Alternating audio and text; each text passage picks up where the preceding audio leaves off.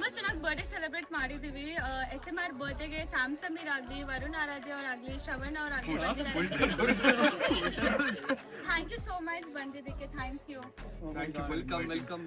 ಈ ತರ ಇಷ್ಟು ಪ್ರೊಫೆಷನಲ್ ಆಗಿ ಹೇಳ್ತಾ ಇದೀಯಾ? ಅಂದ್ರೆ ತುಂಬಾ ಫಾರ್ಮಲ್ ನರ್ವಸ್ ಆಗ್ಬಿಟ್ಟಿದ್ಯಾ?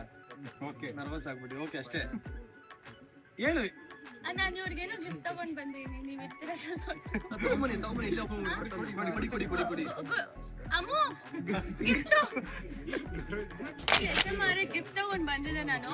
ಸೊ ಇದು ತುಂಬಾ ಯೋಚನೆ ಮಾಡ್ಕೊಂಡು ತಂದಿದ್ದು, ಬಿಕಾಸ್ ನಂಗೆ ಹುಡುಗರಿಗೆ ಏನ್ ಗಿಫ್ಟ್ ಕೊಡ್ಬೇಕಂತ ಗೊತ್ತಿರ್ಲಿಲ್ಲ.